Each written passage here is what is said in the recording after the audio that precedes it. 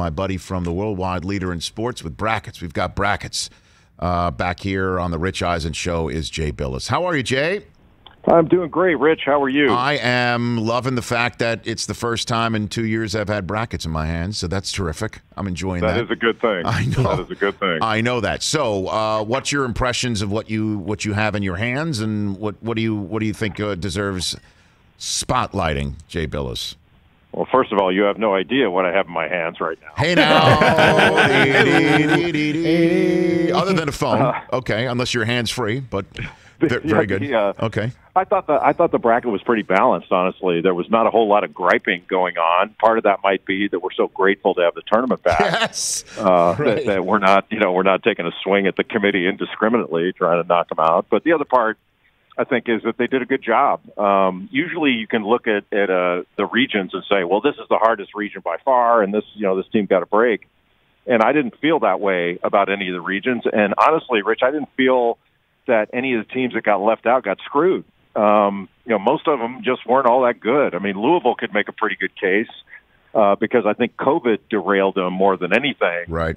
But honestly, I didn't feel like a bunch of these teams got jobbed. And every year it feels that way, and it didn't feel that way this year. So overall, I think the committee did a pretty good job.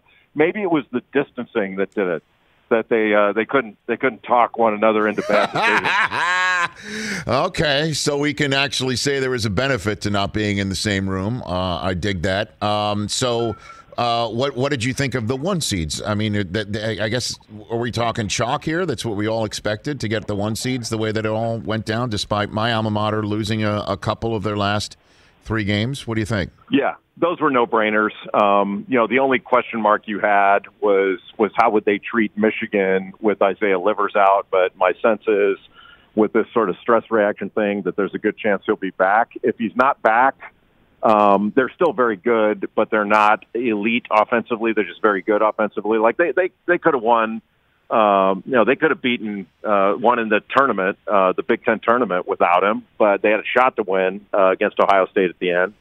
But with him, they're elite on the offensive end. But they got a pretty difficult draw to play without him. If they wind up, it's going to be a really good 8-9 game between St. Bonaventure and LSU. If they wind up going against LSU's got some athletes, man, and they are actually starting to guard people. That was the problem early in the year. They didn't guard anybody, and they got beat several times by teams that shouldn't have beat them. But they're playing now, and they've got NBA talent. They've got some really good players. Cam Thomas is an NBA player. So, I guess which one seed do you think has the best chance to win? If you think the ones are going to make it, I'll give you the floor on that one then. Yeah, I don't think all the ones are going to make it. That's only happened once in the history of the tournament, back in 2008, when all 4 number ones made it. So, I think somebody will get tripped up. Given that Livers is out, I hate to say this to you, but it's probably Michigan. But I think Gonzaga is the best team, and I think they're going to win it. And they got a great draw. Like they're 2, 3, and 4 seeds in their region in the West. They've already played, and they beat the hell out of each one of them. And 2 of them are compromised now. Virginia and Kansas. They both had to drop out of their conference tournaments with this COVID stuff. And I don't think them quarantining for a week, both Virginia and Kansas, it may not hurt them that bad, but it ain't going to make them better. So I think Gonzaga's got had a good break there. How do you think the NCAA is handling COVID-19 and that situation, to use your phrase there? What do you think? Well, Jay? Overall, I think everything has been good. I mean, it just goes against what they've always said they're about. I mean, the idea that, remember when the pandemic first hit, they kind of came down with this hoity-toity thing about no students on campus, no college sports. And then they looked at each other and go, wait a minute, if we don't have students on campus, we got to make money here. They said, all right, forget that no students on campus. Online education means students are technically on campus, therefore we're going to play. And then they said, including the Big Ten commissioner, the Pac-12 commissioner said, we will not play in bubbles. That we are not the NBA, we are college sports. And we've kept the players in complete and total isolation during the season, and they're in a very real bubble in Indianapolis now. I don't have any problem with it, but it's pretty odd that the NFL, the NBA, and Major League Baseball can play and let their players go home at night and see their families, but we can't pull this off in college sports.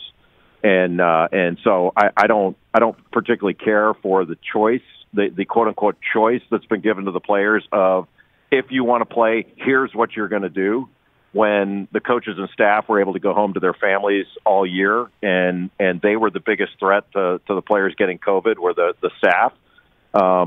But I get it in the bubble. Like, how about this, Rich? The selection committee, nobody in that bubble is allowed out of their hotel unless they are going to the arena. So even the selection committee, they can't leave their hotel, go get a cup of coffee, go on a walk. And could you imagine if one of those administrators, somebody snaps a picture of them, with a Starbucks cup in their hands, walking without a mask or something, everybody go nuts because the players are being, quarantined this way. Jay Billis here on the Rich Eisen Show. Also odd, one would say, is that your alma mater, Duke, is not in this tournament. How would you describe their season? I mean, if somebody just came from another planet knowing what Duke is all about and what it has been all about, certainly on the court and in the classroom, et cetera, so on and so forth, how would you describe Duke's 2020-2021 season? Jay Billis. Well, I wouldn't have to explain to extraterrestrials, Duke or Coach K. They I think the entire known universe knows all about Coach K. Nice. But I do think that this is a year. This has been a year where the Duke fans got to feel what it's like to be everybody else, and most teams out there were like Duke. They're good. And they're good on certain days, and they can beat anybody on a given day, but they just don't have that many given days. And they're going to have 3-game losing streaks. And Duke experienced what it's like for the rest of the world to be on the bubble. And the fans don't remember that because it hadn't happened in 35 years. And so there are different, like Duke and Kentucky had the number 1 and number 2 recruiting classes this year. But recruiting classes are different. And there was no Zion, there was no Anthony Davis, there were no players like that were transformational superstars. Those stars went to Oklahoma State, Cade Cunningham, went to USC, Evan Mobley, went to Gonzaga, Jalen Suggs. So there were 1 and 2 because they had a number of good players rather than having superstar talent. And the guys they have are going to be really good, and a number of them are going to play in the NBA. They're just not ready for to be load carriers in the spotlight right this second, and that's been unusual for Duke and Kentucky. But the tournament will go on without them. Everybody will be fine. But I think it's good for the fans to recognize there is a difference between some of these super talents that they've had and guys that are just really, really, really good players. So why do you think so many others were talking about Duke's business with Jalen Johnson? Jay, what do you think? Well, I think that whole Jalen Johnson thing, I think became somewhat of a controversy because you had people that were saying they're better off without him, as if he was the problem, and he wasn't. Like it's funny, Rich, when he was injured and people were going, "What's wrong with Duke?" The first thing everybody said was they need Jalen Johnson back. Yes. And when he came back, the first game back, he came off the bench. He had 24 points, 15 rebounds, 7 assists, 4 blocks, and 0 turnovers, and they lost by a bucket. And everybody's like, man, they got to get the ball to Jalen Johnson more. Jalen Johnson's this.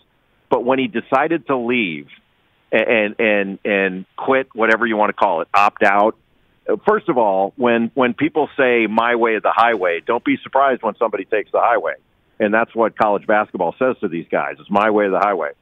And so he decided to quit. I don't agree with the decision. I think he would have been better off sticking it out. But he kind of got attacked, honestly. And I think it was fine to say, hey, was it the right decision for him to opt out? Is that the best for his future? Is that the best for his NBA status? Is that the best for him as a player and a teammate and a person? That's all fair game, and we should discuss that stuff. But when somebody says he was hurting them, come on, man, that's not true. That's just the system saying, hey, if you do this, the rest of you, if you do this, if you opt out of a bowl game, if you decide you're going to opt out here, we're coming after you and we're coming after your character. And I just think that's wrong. Jay Billis here on the Rich Eisen Show from the Worldwide Leader in Sports. And before we just finish up with the tournament once again, boy, you were the first person I thought of on Friday. I made a little bit of a meal of this as a Michigan guy. But you're the first person I thought of when I read the press release from Michigan State and Rocket Mortgage that the team will be known. It doesn't have to be known and broadcast, but I guess it'll be emblazoned on the court or somewhere in the Breslin Center.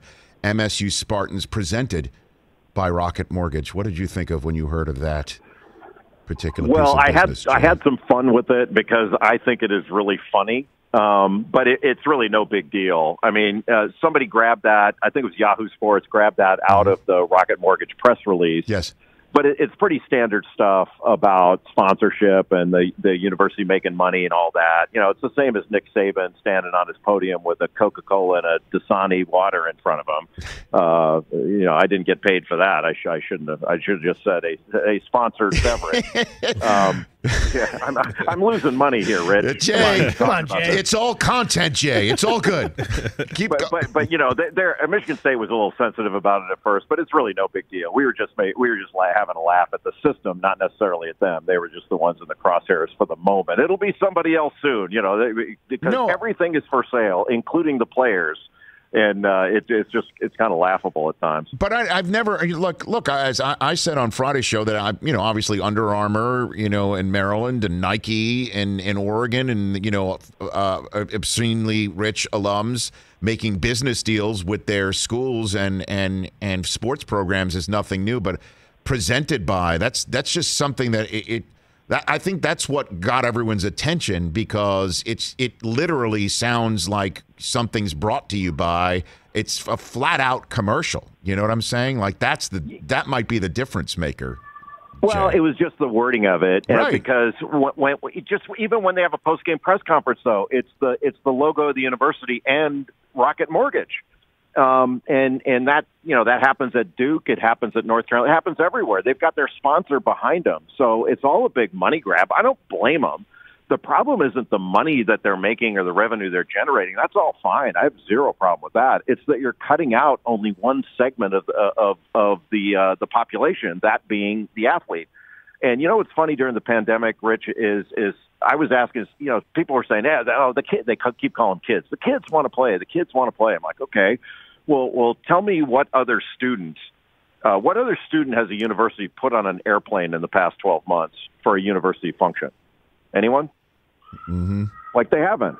This is for money. We're doing this for money. And it's great that the competition is great. It's a great thing for the players. It's a great thing for the coaches. It's a great thing for the broadcasters. It's great. But the world wouldn't spin off its axis if the players made money. And we didn't stop watching the Olympics when they could make money. We don't care how much money Tiger Woods makes. We don't care whether amateur golfers are getting manufacturers deals for their equipment and their apparel. Nobody cares. And they won't care in college sports. And so, I don't know why the NCAA keeps fighting this fight, and they're going to fight it on March 31st before the United States Supreme Court. It just baffles me that we're making this kind of money, and then we're telling the players that if you take an extra sandwich, we're gonna burn you at the stake. I can't. It's crazy. Well, I got to say, you can do something for me, Jay, because you're in a position to do this, calling games and talking about these games. Is that for a Michigan State player, instead of saying what they're shooting from the field, you could call it an annual percentage rate? You know what I mean? Like their APR from the field is 50%. Like, that would be fantastic if you did that. Oh, I can do that. I can do that in a heartbeat. That's what I'm saying. And especially the Rich Eisen Show, brought to you by a Hoopty. That's it. Here you go. They go, well, I would like to think something a little bit more expensive than that, but I understand where you're going on that. Well, it can be any car you want. It can be a Maserati. It can be whatever you want. You know what I mean? Like if college Hoopty tonight. If college Hoopty tonight. Do you remember that joke? Of course I do. I'm still laughing about that. That might have been the funniest thing I'd ever heard at the time. I do remember that. That's like a 20-year-old reference, which is insane in its own self. That was the Ray Caruth trial. You were reporting that a witness had said that he had gotten a hoopty, which is a slang for a car, mm-hmm. and then you had to do a promo for our show next, which at the time was called College Hoops Tonight, and you said, coming up next, College Hoopty Tonight. I'm sure management cringed when I made that reference, but it's all good. Jay, Jay Billis here on the Rich Eisen Show. Okay, before I let you go, you picked every game of the tournament on ESPN.com. What are you hoping to hit? What's your hit rate that you're hoping for? Predicting every game in the NCAA tournament, Jay. Every year it's 100%. I don't see why it wouldn't be this year, even in the bubble. So, I account for every variable, so there's never a problem. The only problem there is how it affects the gambling lines because so many people are going to win. Okay, so everyone should go check it out. He's a 100%. I feel like now I should give like an 888 number for the lock of the first round with Jay Billis. I feel like I should do that right now. You look at that, it's like that Back to the Future movie where the guy had the magazine, the Future Almanac, Sports Almanac, and he could bet everything because he knew the outcome. You know the outcome now. I do know that. And as a matter of fact, normally sometimes you would know the outcome, but I also saw on your Twitter feed today at Jay Billis, as I let you go, sir, what one seeds are against 16 seeds in the history of the NCAA tournament, 139-1. You got an interesting response, Jay, to your tweet. Yeah, UMBC said they hadn't heard that news, and I think they should have just read the paper because I'm pretty sure it was covered. Look at that back and forth. They will dine out on that forevermore. And they should. It may be the only one ever. Actually, the 16 seeds fared better when they first came onto the radar back in 1985. The games were a lot closer. The margins are much wider now. 139-1 is your final tally going into this tournament. Jay, thank you for the call. Appreciate it. Let's chat. I think you were kind enough to say you will chat with us after the national championship game, so I will chat with you then. Looking forward to it. Thanks, Rich. You got it. It's Jay Billis right here on the Rich Eisen Show. Hey, you watched all the way to the end. Thanks for that. Watch more right here